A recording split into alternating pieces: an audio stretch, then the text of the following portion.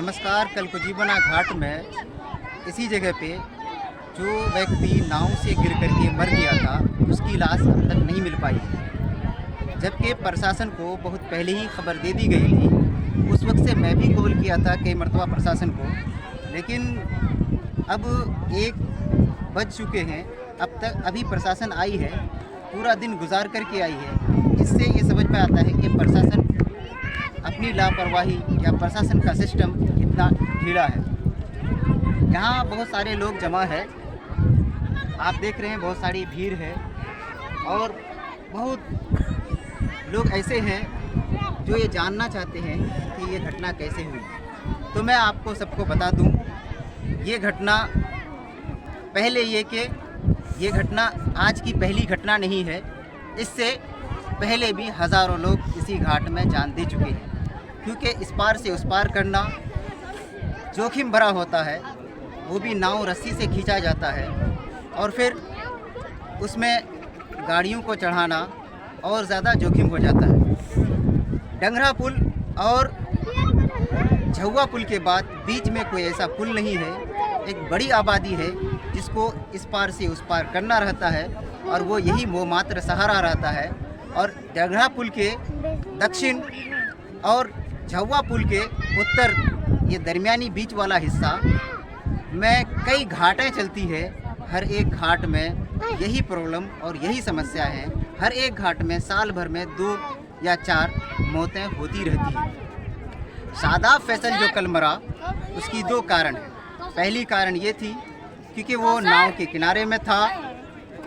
दूसरी कारण ये है कि गिर जाने के बाद जितने भी लोग थे वो बचाने की साहस नहीं कर सके और ये समझे कि शायद बच जाता। लेकिन अगर वो लोग चाहते तो ज़रूर शादाब फैसल को बचाया जा सकता था। नाव की रस्सी छोड़ देता या फिर 2-1 आदमी कूद करके उसको पकड़ सकता था। लेकिन वो किस मिजाज के लोग उस नाव पे सवार होंगे जो एक आदमी की जान बचाने के लिए थोड़ी भी कोशिश नहीं की।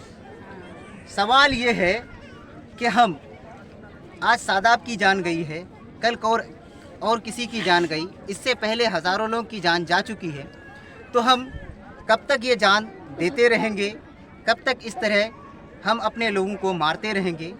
हम हर साल जो सरकार को करोड़ों रुपए इसी सीमांचल और इसी कटिहार, पूर्णिया, किशनगंज से जो देते हैं, अरबों रुपए हमारे टैक्सेस से सरकार ऐशो मस्ती जो ज़रूर करती है। प्रशासन खूब यहाँ वहाँ खर्च कर रही है।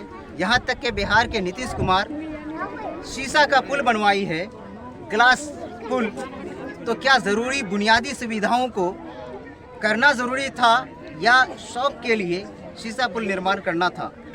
अगर आप शीशा पुल निर्माण की जगह इस इलाके में पुल बना देते तो यहाँ के करोड़ों लोगों की व्यापार सिस्टम मजबूत होता। करोड़ों लोग जो परेशानियों में जूझ रहे हैं वो परेशानियों से दूर हो सकते थे, उनकी ज़िंदगी में कुछ बेहतर आ सकती थी। नीतीश कुमार, आपसे सवाल यही है, यहाँ की जनता यही पूछ रहे हैं, आप लगातार 4थी मरतबा मुख्यमंत्री हैं और 5वीं मरतबे के इंतज़ार में आप अभी भी प्रशासनिक कार्यों में ज़्यादातर अपने पार्टी के प्रचार वगैरह करते रहते हैं। तो इस पार्टी प्रचार में आपके बुनियादी काम कहाँ गुम हो जाते हैं? हम कुछ लोग से मिलते हैं, क्या है इसमें?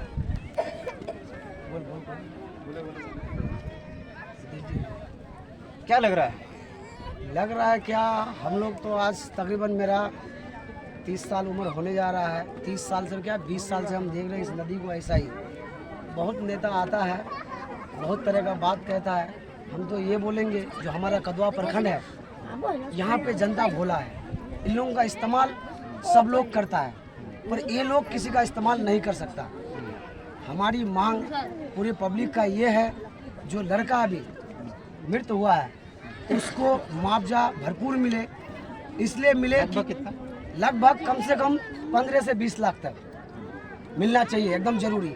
इस कारण सरकार क्यों मुआवजा देगी? मुआवजा देना पड़ेगा क्योंकि ये घाट सरकार के अंडर में आता है। बिना लाइसेंस का ये घाट नहीं चलता है, ठीक है। यहाँ लापरवाही की वजह से इसका जान गया है, ये तो हम बोलेंगे। और मुआवजा इसलिए हम मांग रहे हैं कि ये बच्चा अनाथ है, इसका बाप कुछ दिन पहले डेट कर गया है। इसकी माँ जो है, बहुत बड़ा अरमान सजाया हुआ था कि अपने बेटे को हम पढ़ाएंगे, और उसने पढ़ाया लिखाया भी। उसका एग्ज़ाम दिल्ली में होने वाला था, अपने बाप का वो कब्र देखने आ रहा था। रेहान सर कह रहे हैं कि मेरे तमाम स्टूडेंट में सबसे बेहतरीन स्टूडेंट थे और इंग्लिश बहुत बेहतर तरीके से बोलते थे। ये वो बहुत ज़हीन के लड़के थे जो आज इस नदी में मदफून है, अभी उनकी लाश नहीं मिली है। ये वो लड़का है जो अभी इंटर किया था और दिल्ली एग्ज़ाम देने के लिए, कम्पिटिटिव एग्ज़ाम देने के लिए, आगे की पढ़ाई को मुकम्मल करने के लिए, आगे की पढ़ाई करने के लिए जाने वाला था। आज वालिद की कब्र पर तैयबपुर, सालमारी से तैयबपुर कल आ रहा था। उसी दरमियान इस नदी पार करते ही वक्त वो नदी से गिरा और अब तक उनकी लाश इसी नदी में है।